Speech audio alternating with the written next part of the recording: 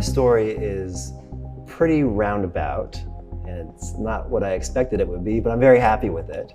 The initial thrust of my research was studying what are the factors that affect eyewitness memory. If courts, when they're deciding how much weight to put on an eyewitness's identification, would take into account the research about what are the factors that affect that, like how long was the gap between seeing the person and then identifying them later in court?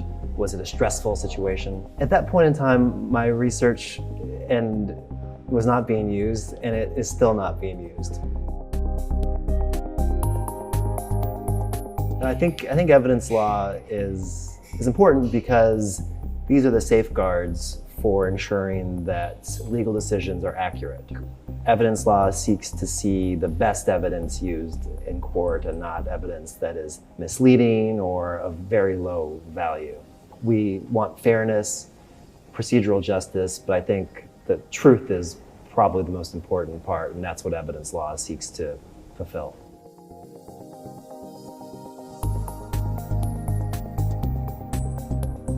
Data influences my research and my teaching in a lot of different ways. One of the primary sources of data is legal decisions. So we're interested in predicting with a novel set of facts, what will a court decide?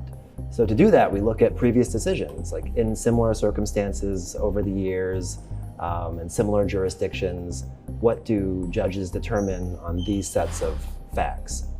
Another source of data that is important to the legal system is scientific evidence. There are a lot of misconceptions about how forensic science works. One particular one is that forensic science is error-proof.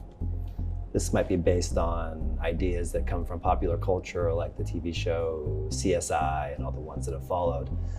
But many lay people are surprised to find out that procedures like fingerprint identification actually has a pretty significant error rate attached to it. And these folks make errors about 1 in every 300 times. So it's very important that jurors and judges who might not know that information are exposed to it.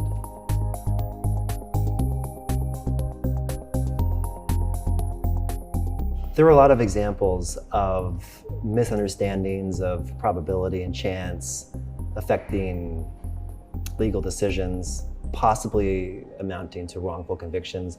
One example is from the 1990s here in New South Wales, the conviction of Kathleen Folbig.